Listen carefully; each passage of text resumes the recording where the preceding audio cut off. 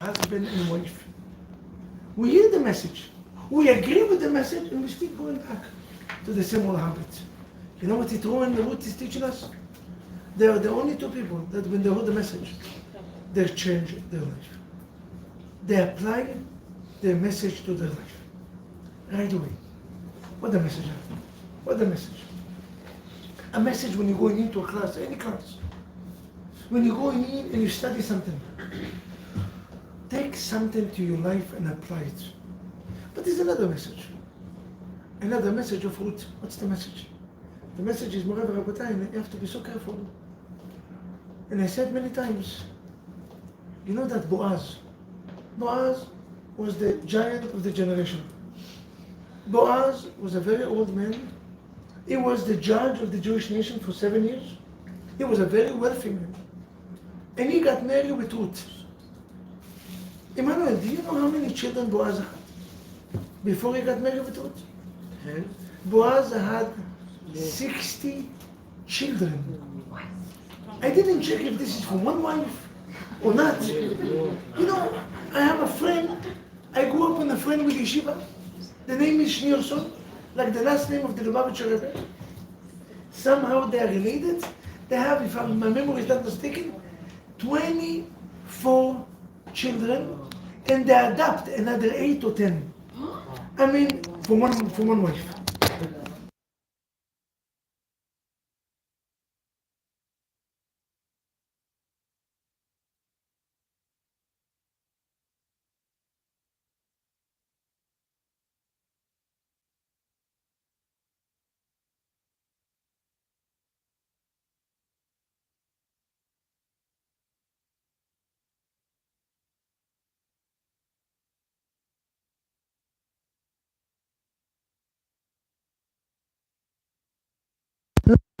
ולא עליכם, Boaz buried all his 60 children.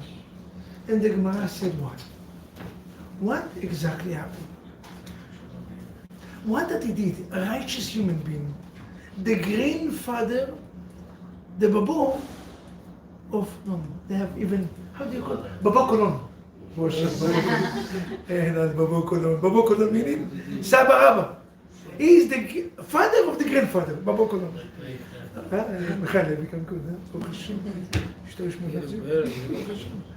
Gentlemen, ladies, listen to this. The Gemara is bothering what exactly he did to bury 60 children. לא עלינו ולא עליכם. To bury one child, לא עלינו, is the worst thing that can happen. 60 children.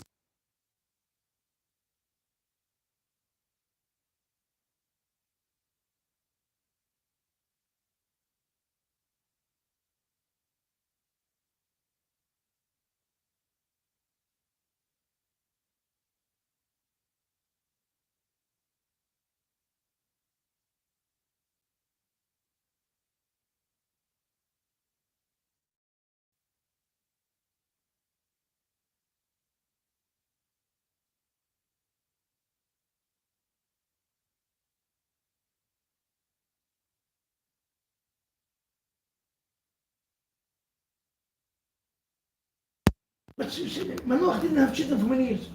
And that time he had no children. So he didn't want to invite them. You know why he didn't invite them? It's two reasons. One reason is, you don't invite a person with no children to a wedding. What's the point? To get them, to put salt and open wound? It's not fair. But the Maharsha write even deeper. You know why he didn't invite them? Our community can relate to it very much. Because in our community, when we do bar mitzvah and especially weddings, we don't really care for our children. Nobody cares for the children, by the way. I know that it's not comfortable to hear it, but when we do brit, you cannot care for a child 18, but bar mitzvah, and especially wedding, we don't really care for the children. And I will prove it to you. I had maybe 120 people in their rooms, and I asked them, if your parents will give you options, either to get married in Elajo, Balajo, Shmalajo, all this, either to get married over there, and they're going to make you beautiful weddings like every Bukharian person. And you're going to have magnificent, or gonna get married in a simple place. It's gonna cost maybe $30,000, and your parents will give you a gift to begin your life, $100,000 in your pocket. I mean, the wedding costs $350. Just to like, the wedding cost today $300,000 easily. So either you get, they're gonna make your wedding $30,000, and they're gonna give you 100. They still saving 150, or you want the weddings and alaju balaju. What do you say? What do you say? Do you know that all of them pick up their hand and said, Rabbi, if my parents ever give me the options, I will give them, I will tell them, give me the money. Let me live in the first few years quietly. I don't have to have any worries. Do you know what my parents did? My parents and my parents-in-law.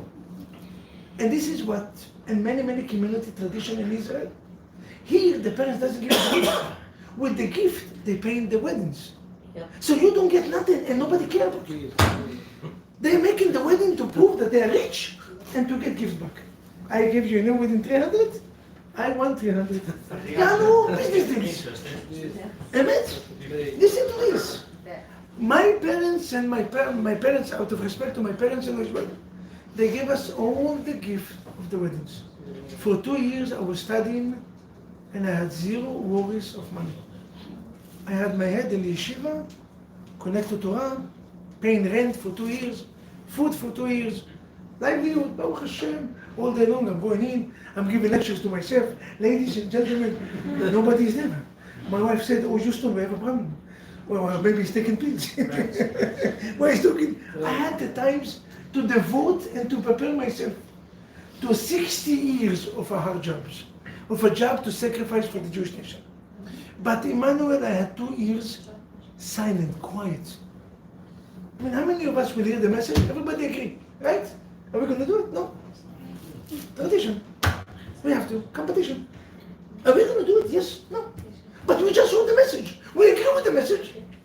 Rabbi, the message is beautiful, but not to me. I'm different. The message for somebody else.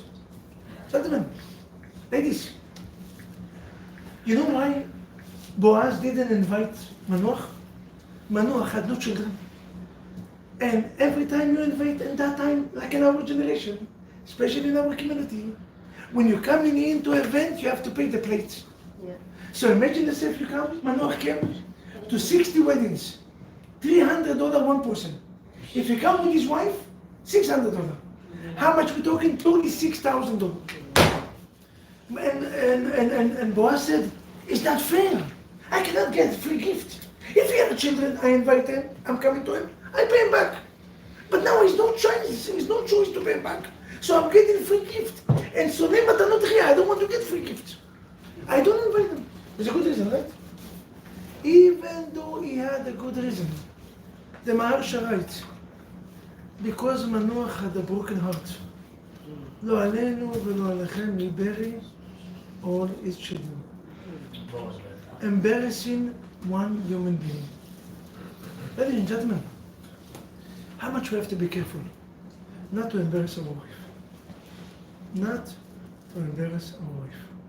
Not to embarrass our husband.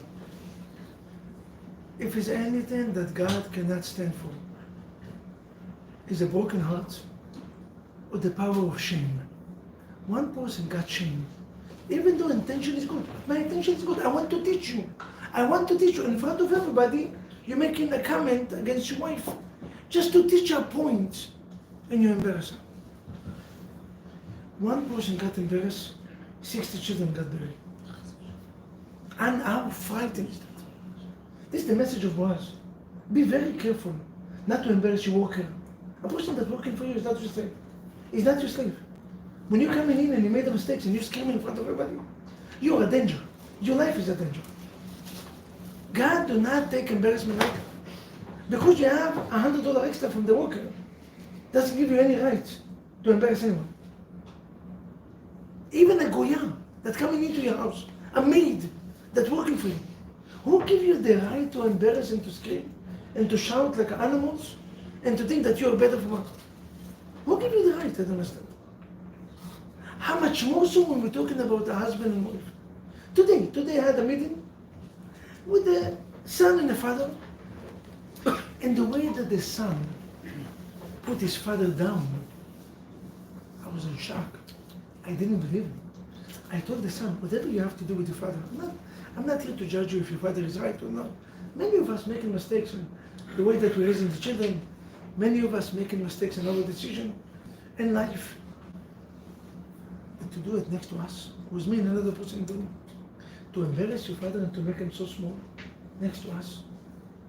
I mean, how can you do something like this? His father had no face. You saw he became completely white. He told him, you never cared for me. What you gave me, you didn't give me nothing. I don't want nothing from you from young age. I don't need you. You're nobody. What exactly is success in life? Your success is zero. You're a poor human being. And what I tell you is nice. I'm not going to tell you continue. Are you making your father embarrassed in front of you?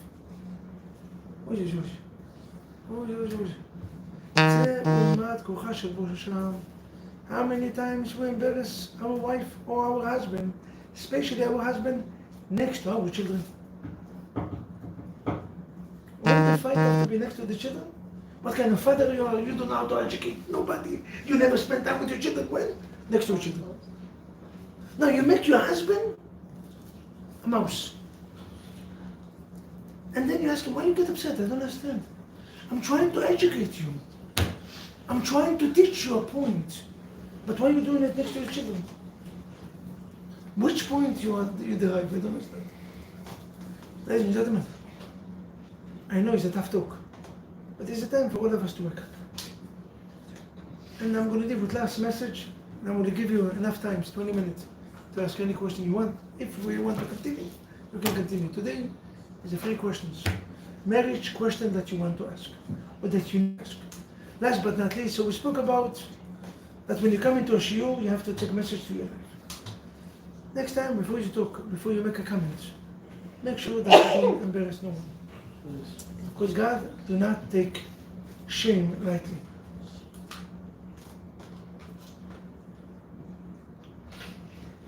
How many times when couples is coming to my house and they speak with me, I said, don't share everything that you do with your husband. Certain things is between you and your husband. Don't come and open. Rabbi, can I open everything? I said, no, do it. One time I made a mistake. It was maybe 9 years ago. It was a woman and a husband that came. My wife remembered this case. She came, she said, Rabbi, can I open up? I said, open. She opened up. I didn't know. I was under the table. I put this. I said, ma'am, this is the last time that I'm giving you any authorization to talk. From now you come to my office, I put zipper and that's it. Crazy glue. Do not open anything. She went ballistic. She made the husband. Rabbi, you have to know what. I said, I studied it. The last 9 months, I never gave a woman complete authorization to open it. I said this with limited edition. Limited. Very limited edition. Ladies and gentlemen, the first message is get the message. The first message, get the message. Get the message. Itro got the message and changed his life. Ruth got the message, change her life. Get the message and change the life. Second message is, be very careful not to embarrass no one. Last but not least, Torah. We just came out from the 100 days of Matan Torah. And ladies and gentlemen, we are all obligated to study Torah. Today, I had a couple that came to me. They are not yet a couple, they're going to get married. They came to invite me to officiate the weddings. Now, I'm not the one that teach them Khatan v'Kala classes. I don't know how happened to be that they find somebody else. It's good with me, Baruch Hashem. Less headache. Especially for my wife, it's good. Less headache. So, but I had to give them advice. And I told this woman, she was a little religious-wise, she was in a little, not such a higher level spirituality. Shabbat, she's almost keeping. Kashrut, almost keeping. This, almost, everything almost look alike and close enough. I said, if I'm already doing the weddings, that's it. I told this woman, I have to tell you, and I'm telling each one of us, that religion is the only benefits for us to live this life in a happy way. Because first of all, practical matters, I will tell you that the only way that your husband will not cheat on you, is if he's religious. guarantee. Not guaranteed that it's not going to, but guaranteed that the chances is 95% less. 95%. To be secular and not to cheat is almost miracles. What's the rate of cheating outside? A person is going into business in Vegas or going into business in China. What will stop him to do stupid acts over there? What? Nobody knows. They have a statement even. They made a statement. I never visited in Vegas because of, not because of that, because of the gambling. I don't want people to, Rabbi Vadkin was here. He approved this message. This message I need to approve. I just want to make sure. You're not going to see me, they invite me in the community many times. But I know the statements that they have. What you do in Vegas, stay. What you do in Gehenna, stay in Gehenna. A person that is not religious, what will stop him to do it? He's going to business. And they have also other businesses. Businesses that he doesn't talk to you. He's going into China. Ni Homa, ni Haya. Now, what exactly is going to stop him over there? I heard a person that started to go to Thailand this week. A woman called me, she said, my husband is going to Thailand on a weekly basis. I was a rabbi in Hong Kong, and China, and Thailand is Sedum ve'amra of our generation. When your husband go to Thailand, Houston, we have a problem. Now is almost guaranteed balagan. I'm not going to tell you why, because I was in Hong Kong. But even in Hong Kong, we heard the messages. Not for no reason 150,000 Israelis go to Thailand. They're not going there to look for the Chabad house. I'm not going to tell you what they're going there, but they definitely, yes, Chabad house is there to make sure that, Chabad, even in Gehenna, you're going to go. You're going to see this Lubavitcher guy? Actually, put me. 1 second, before they open the oven, before the barbecue, please, put them in it. One Shema Israel before. Only Chabad can be in Thailand. Only Chabad. They have amazing, huge place. 500 people every Shabbat. They have restaurant, unreal. But they didn't go there from the army to look for Chabad. They went to look for mushrooms, and not the mushrooms that we eat. Mushrooms that if you eat it, suddenly Eliyahu Navi become your best friends. You see him on a daily basis. I saw people there talking to God. I said, Rabbi Vadkin, why are you praying so much? God is talking to me on a daily basis. I said, this guy is even greater from Moshe Rabbeinu. The rabbi there said, Rabbi Vadkin, the mushroom is good. The mushroom is good. Why? And not only for the mushrooms. The only way to secure that your husband is not going to look outside is A, to keep Taharat HaMishpacha. A, to keep the law of purity is your benefits. Is the only benefits and secure that your husband will have butterfly until 120. He's married 10 years, 21 years, 26 years, 40 years, 50 years. Why? Because that distance creates closeness. That distance of 11 or 12 days every month creates love and passion and excitement. This is the emet. The second thing I will tell you is that the only secure is to make sure you don't go to a vacation in the summer that they are not puppet vacation, that they are not kosher. What's mean not kosher? I will tell you. Going to a vacation that the pool is mixed, or going to a vacation that the pool is on the beach, meaning that the hotel is on the beach. You put in your husband a danger. No, but my husband is different. Nobody's different. And your husband never saw the beach. When you say, wow, you're coming back, the beach was beautiful, and the sea was blue, you never saw not the beach and not the sea. Let's not go details. Don't put them in dangerous zone, and then wake up in the morning and say, why bad things happen to good people? Good things happen to good people. Foolish people put themselves in the places that they're not supposed to. When you keep Shabbat, is your benefits. I told this woman, don't keep Shabbat for me. Don't keep Shabbat for God. God is okay. Baruch Hashem, there are many Jews that keep Shabbat. Keep Shabbat. God gave us a gift, the Torah Kedusha, for our benefits. You keep Shabbat, suddenly, your wife doesn't watch soap opera that have no end, 7,000 and 14,000, and God forbid if she misses one. there is a whole crisis, shalom bayit, and your husband doesn't watch football, baseball, basketball, I don't know what, and he's not answering the phones, and nobody, suddenly you have a husband in the house, and you have a father for your children, and the only way to do it is by keeping Shabbat. When you keep kashrut, what's the benefits of kashrut? I will tell you. Your husband become a human being. You know why your husband become a human? Because they said you are what you eat. And if you eat cruel animals, you become a cruel animals. When you eat cruel animals, you know what's the meaning? Food is the most dangerous thing. You know why? Because every sin that we do, we have nothing to do with the sin. But when you eat unkosher food, you know what exactly happens? The kosher food become what? The blood. And the blood running all over them. Because of that, and not kosher food is the most effective sin that can ever happen. You break Shabbat, 24 hours, you break. After that you go back, no, nothing happened. You didn't put the film in one day, okay. You ate unkosher, you become unkosher. Because food is not external. Like tefillin, like Shabbat. Food is internal.